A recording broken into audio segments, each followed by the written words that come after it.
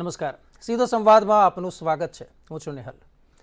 શિક્ષણની જ્યારે વાત કરીએ ત્યારે બહુ સ્વાભાવિક છે કે છેલ્લા કેટલાક સમયથી એક પ્રકારે વોર ચાલતી હોય તેવા દ્રશ્યો સામે આવે છે. વિશેષ રૂપે જો વાત કરીએ તો દિલ્હી સરકાર વારંવાર કહેતી હોય છે કે દેશમાં જો સારામાં સારી જો સ્કૂલો આપી હોય, સ્માર્ટ સ્કૂલો આપી હોય તો તે દિલ્હીએ આપી છે, દિલ્હીની દેન છે. તો બીજી બાજુ ગુજરાત છે તે પણ સતત આજ મુદ્દે પ્રયાસ કરી રહ્યું છે. સ્માર્ટ સ્કૂલ ખુલી પણ રહી છે.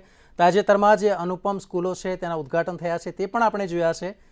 તો બીજી એક બાબત એ પણ આવે છે કે કોઈનું કહેવું એમ છે કે દિલ્હી છે એ સીમિત છે, તેનો વિસ્તાર છે ગુજરાત કરતાં ઘણો નાનો છે અને તેને કારણે એ વધારે શક્ય પણ છે. પણ આ જ મુદ્દે હવે ટ્વિટર વોર શરૂ થયું હોય તેવું લાગે છે. અને જે નિવેદન આવ્યું છે જેમાં કેજરીવાલ મુખ્યમંત્રી અને આમ આદમી પાર્ટીના સંયોજક તેમણે સ્પષ્ટ કહ્યું છે કે દેશભરમાં જો ચાહે અને જો ઈચ્છા શક્તિ હોય તો અમારા જેવી શાળા આખાય દેશમાં તૈયાર થઈ શકે છે. આ છે આજનો વિષય.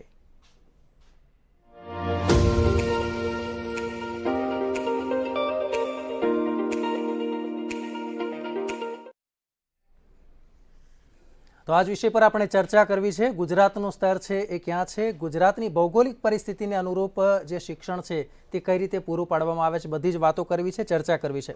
ભાગ લેવા માટે આપણી સાથે જોડાયા છે ભારતીય જનતા પાર્ટીના નેતા સાવન પંડ્યા. સાવનભાઈ, આપનું સ્વાગત છે. નમસ્કાર. સાથે જ ડૉક્ટર નિકુલ પટેલ, નેતા કોંગ્રેસ. નિકુલભાઈ, આપનું પણ ખૂબ ખૂબ સ્વાગત છે. રાજકીય વિશ્લેષક યોગેશ ચુડગર આપણી સાથે છે. યોગેશભાઈ, આપનું પણ સ્વાગત છે. અને સાથે જ પ્રફુલ્લ ત્રિવેદી સર, એસોસિએટ એડિટર, મંતવ્ય ન્યૂઝ. ખૂબ ખૂબ સ્વાગત છે આપનું. યોગેશભાઈ, સૌથી પહેલા આપની પાસે આવવા માંગીશ અને એક મહત્વપૂર્ણ મારે જાણવું છે કે ગુજરાતની સ્થિતિ છે એ કંઈક અલગ છે. ગુજરાતની વસ્તી છે દિલ્હી કરતાં પણ વધારે છે. ગુજરાતનો ભૌગોલિક વિસ્તાર પણ જુદો જુદો છે કે જ્યાં ડુંગરાળ વિસ્તાર પણ છે, દરિયાકાંઠાના વિસ્તાર પણ છે.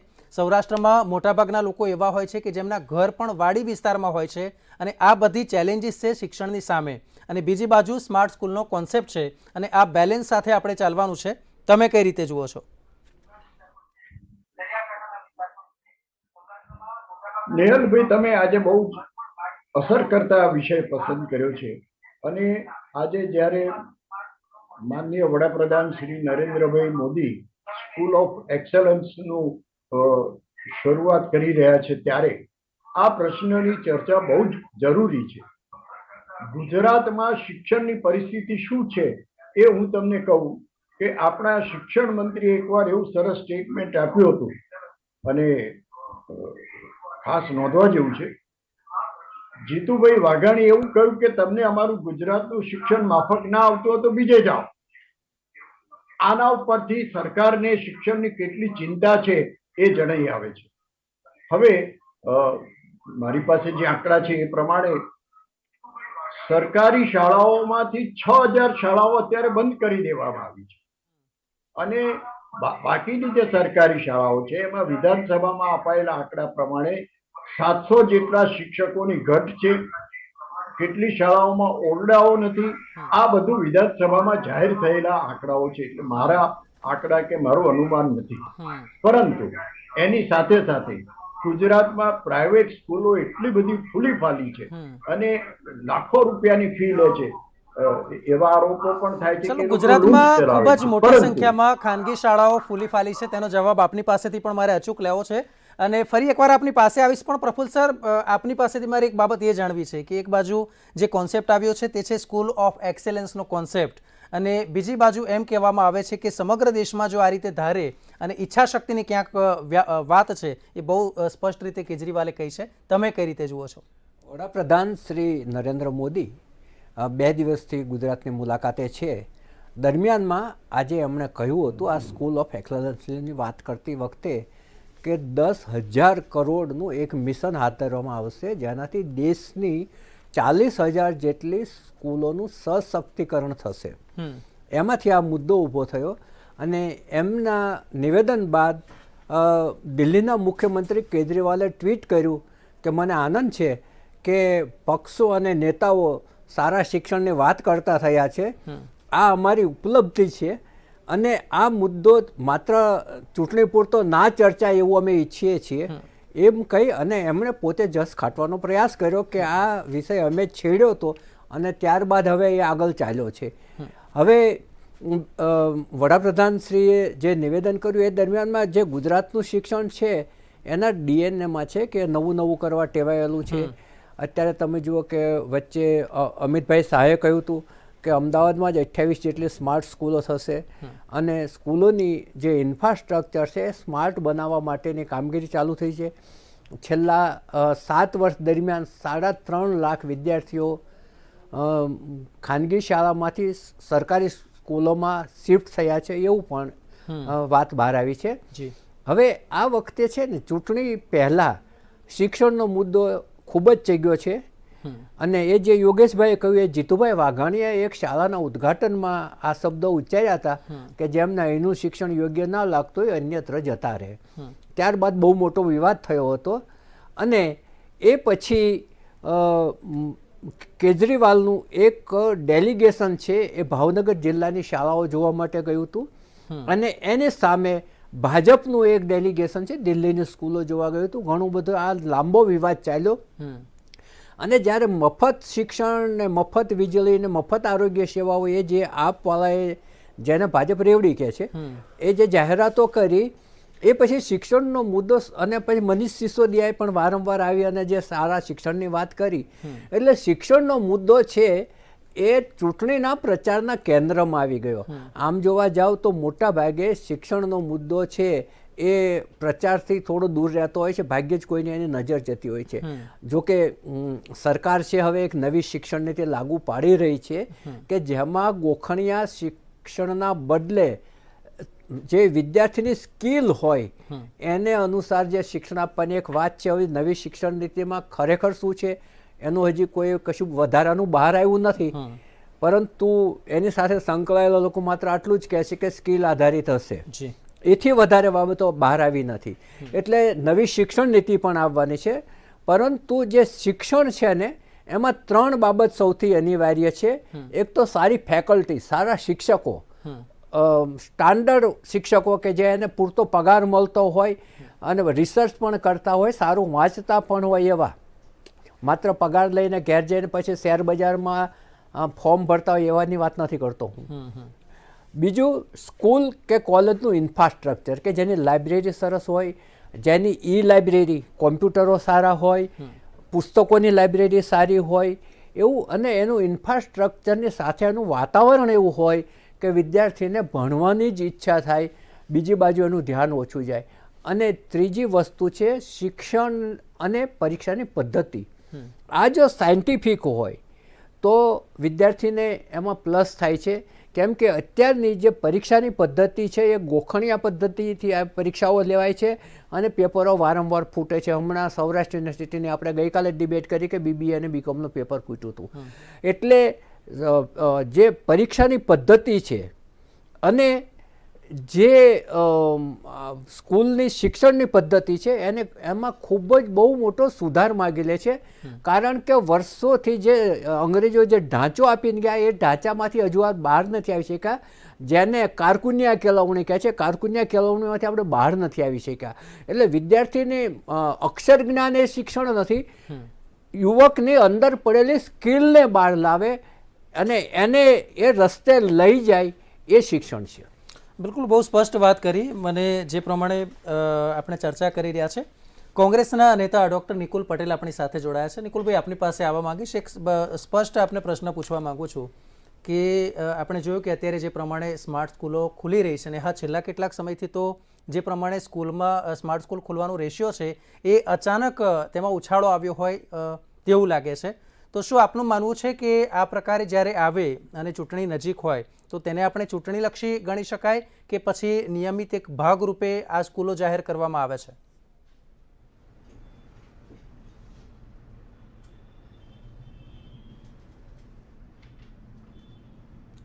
શિક્ષણ એ સમાજનું ખૂબ જ મહત્ત્વનું પાસું છે, કારણ કે આપણે આવનારી યુવા પેઢીને તૈયાર કરી રહ્યા છે દેશની સેવામાં જોડવા માટે.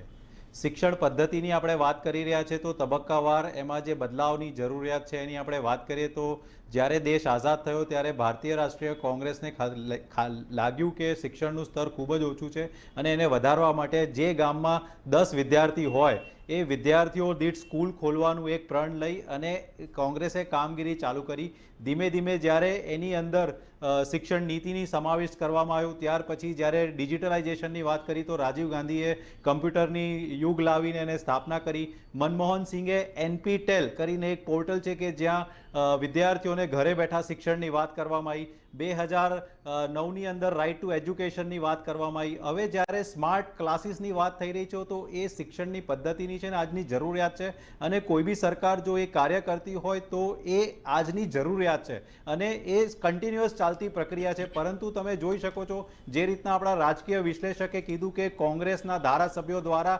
વિધાનસભામાં જે પ્રશ્નો પૂછવામાં આવ્યા એમાં જે ભારતીય જનતા પાર્ટીની ત્રુટીઓ છે શિક્ષણ નીતિની અંદર, શિક્ષણ વ્યવસ્થામાં, કારણ કે આપણા શું કહેવાય કે એડિટરશ્રીએ બી કીધું કે ભાઈ શિક્ષકો હોવા જોઈએ, ગુણવત્તાવાળા શિક્ષકો હોવા જોઈએ. તો આપણે જોયું કે 2017થી ટેટની પરીક્ષા નથી થઈ.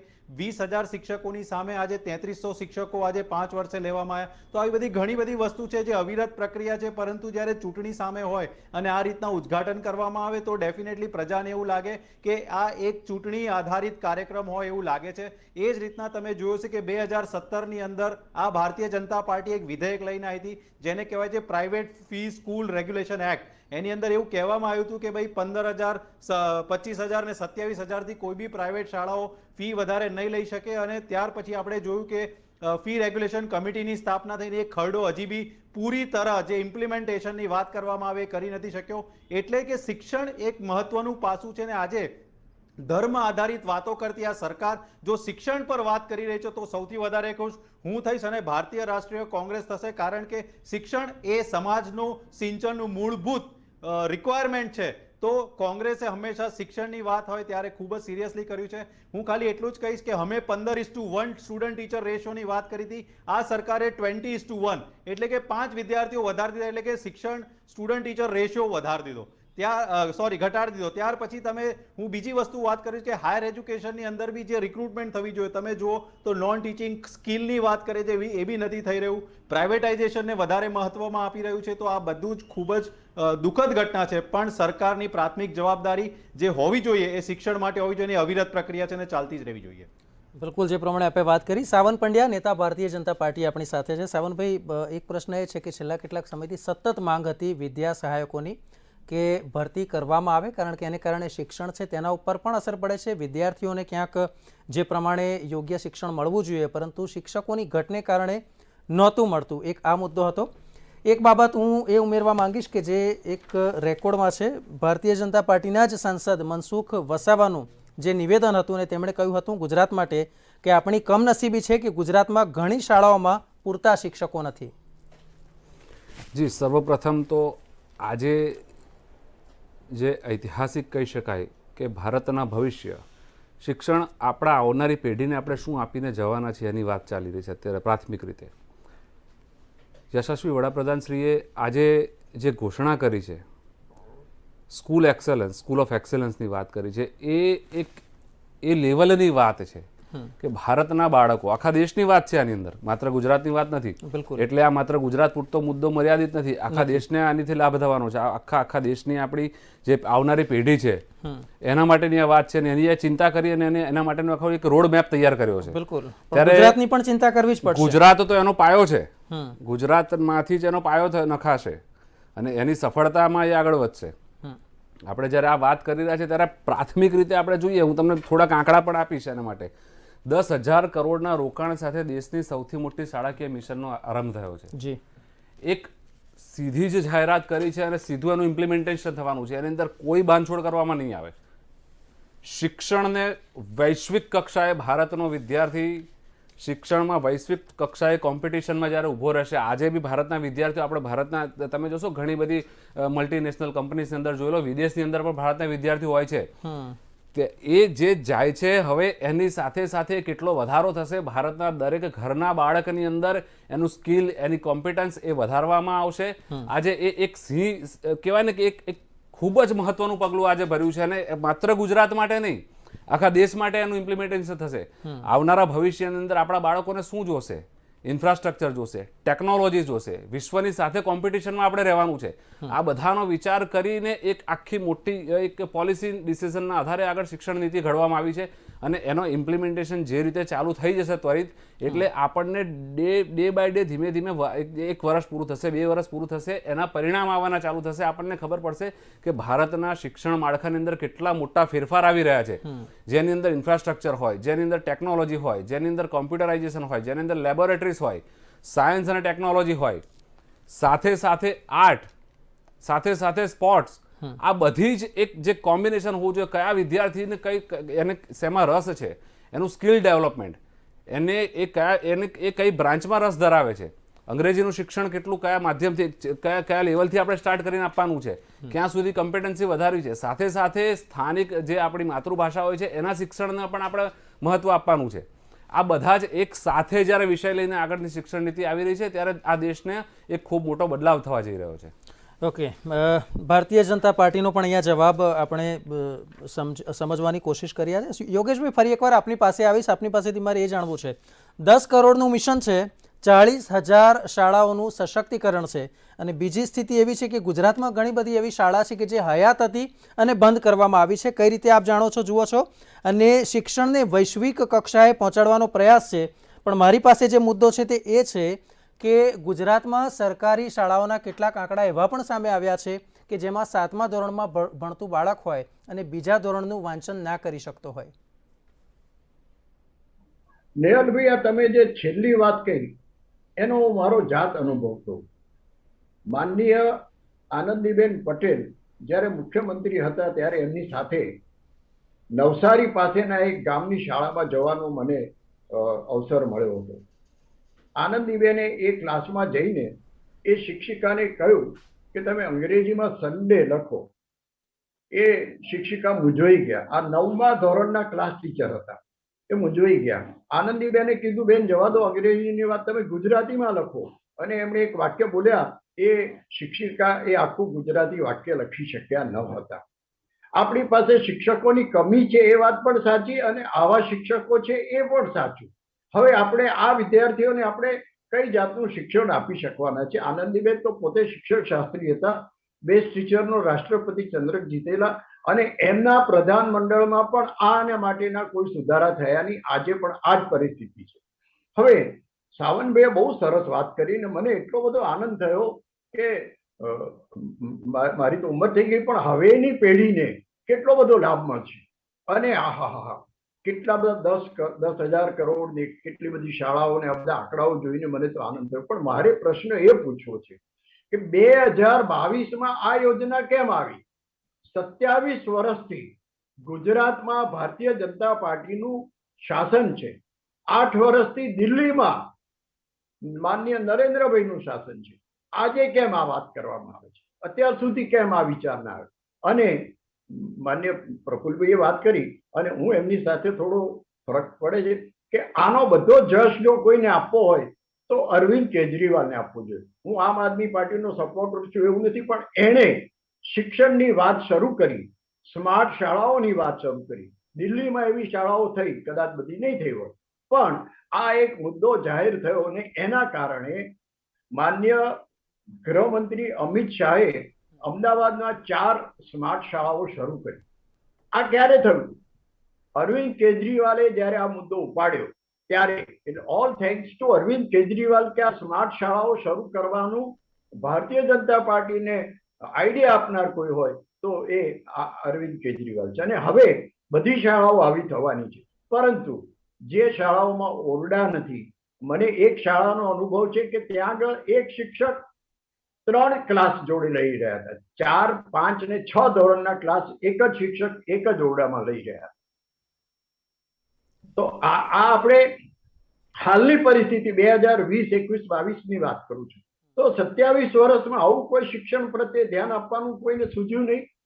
મારે ભારતીય જનતા પાર્ટીની ટીકા કરવી છે એવું નહીં, પણ હું શિક્ષણની બાબતે ચિંતિત છું. અને એક બહુ સરસ વાક્ય છે નેહલભાઈ, કે કોઈ પણ દેશને તમારે બરબાદ કરવો હોય તો એની પર અણુબોમ્બ નાખવાની જરૂર નથી, પણ એની શિક્ષણ વ્યવસ્થા ખોરવી નાખો, એ દેશ ખાડામાં જતો રહેશે.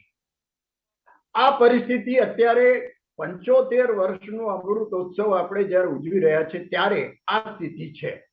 અત્યાર સુધી આપણે આ શિક્ષણ બાબતે કોઈ વિચાર્યું જ નહીં. અને મારા ગુજરાતના વિદ્યાર્થીઓ અમેરિકામાં ભણીને આઈટીમાં ત્યાં કેટલા આગળ વધ્યા છે એ મેં નજરે જોયું છે.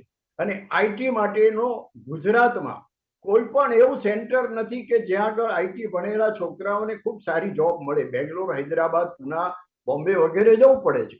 તો આ 27 વર્ષના શાસનમાં આ ભારતીય જનતા પાર્ટીને કેમ સૂઝ્યું નહીં? એવો કોઈ મોટો આઈટી હબ ઉભો થાય, એવી મોટી કંપનીઓ આવે અને આપણા વિદ્યાર્થીઓ અહીંયા ભણીને અમેરિકામાં સારી જોબ મેળવતા હોય તો અત્યારે મને ચલો એટલે એ તો આપણને ઉદાહરણ આપ્યું જ સાવનભાઈએ કે આપણા અહીંયા ઘણા બધા ઇન્ડિયન્સ છે કે જે સીઈઓ સુધીના પદ ઉપર રહેલા છે ને અત્યારે પણ તેઓ ત્યાં સેવા આપે છે. ભારતમાં આ સેવા આ તક કેમ નથી મળતી? આ અવસર ભારતમાં કેમ નથી મળતો? ચાલો ફાઇન, એટલે ઇન્ડિયામાં ક્યાંક તક નથી એટલા માટે વિદેશ જવું પડે છે એવી વાત સામે આવી રહી છે. ડોક્ટર નિકુલ પટેલ, 1 મિનિટનો સમય આપું છું. આપની પાસેથી એ જાણવું છે કે હવે ચૂંટણી પણ આવી રહી છે, કોંગ્રેસે પણ કેટલીક શિક્ષણલક્ષી જાહેરાતો કરી છે, અને શિક્ષણલક્ષી વધારે ગણવી કે ચૂંટણીલક્ષી?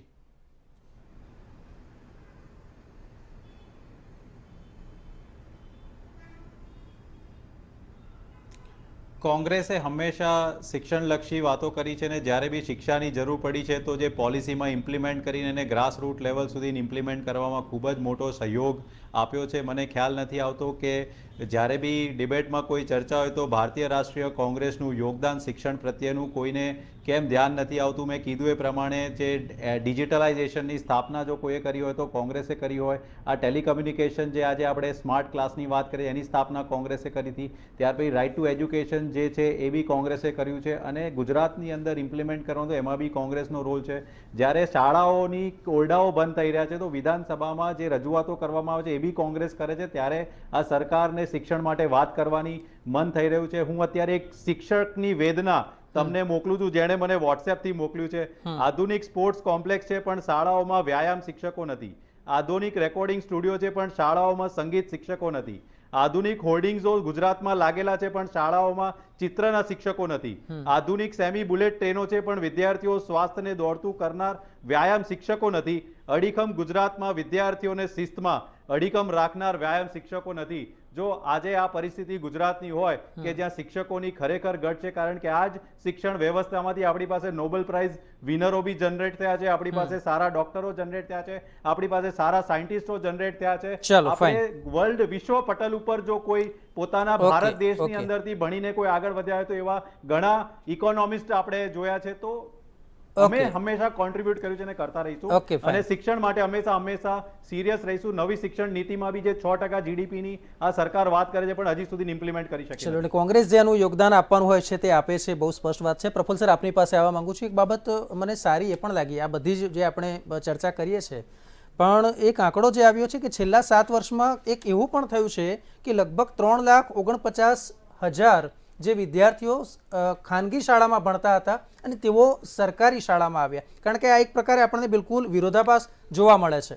તમે કઈ રીતે જુઓ છો? નીલભાઈ, હું આગળ બોલ્યો કે 3.5 લાખ વિદ્યાર્થીઓ છે 7 વર્ષમાં ખાનગી શાળામાંથી સરકારી શાળામાં શિફ્ટ થયા. તો શિક્ષણ પદ્ધતિ સુધરી ગઈ છે માટે થયા છે એવું માની લેવાની જરૂર નથી.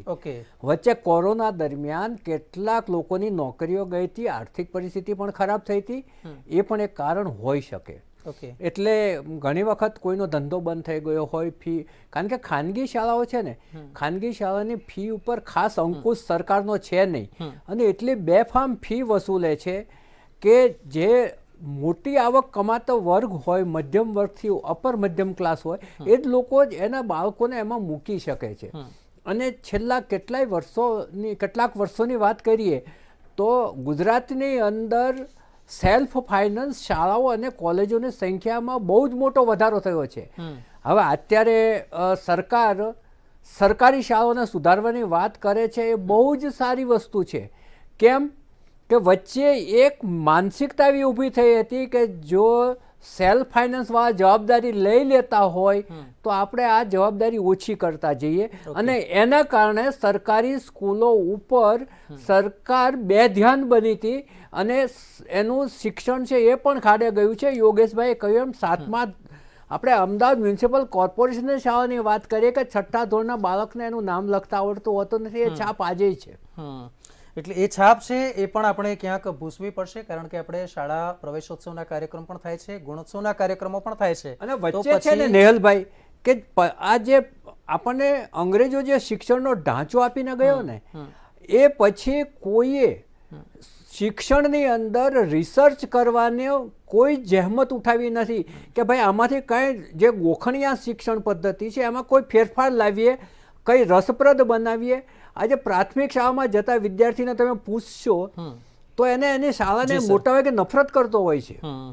કેમ કે એને હોમવર્ક એટલું આપવામાં આવે છે, ત્યાં શિક્ષા કરવામાં આવે છે, ત્યાંનું વાતાવરણ એને અનુકૂળ હોતું નથી. મોટાભાગના બાળકો પરાણે ધક્કો મારીને શાળામાં મોકલતા હોય છે. એ વાતાવરણ સુધારવા માટેનું રિસર્ચ પણ થતું નથી. બિલકુલ, એટલે કહી શકાય કે ક્યાંક એ માહોલ પણ આપણે જ બનાવવો પડશે કે જેથી બાળક છે એ પ્રેરાય અને કહે કે મારે શાળાએ જવું છે. તો આ સાથે જ આ મુદ્દો અહીંયા આપણે સમાપ્ત કરીએ છીએ. સાવન પંડ્યા, ડૉક્ટર નિકુલ પટેલ, યોગેશ ચુડગર, પ્રફુલ ત્રિવેદી સર, આપ સૌનો ખૂબ ખૂબ આભાર. હાલ આપણે એક બ્રેક લઈએ છીએ ને બ્રેક પછી આપણે વાત કરવી છે દેશની સૌથી જૂની પાર્ટી કે જે 1885માં સ્થપાઈ હતી તેના પ્રમુખની વિધિવત આજે નિમણૂક થઈ ચૂકી છે.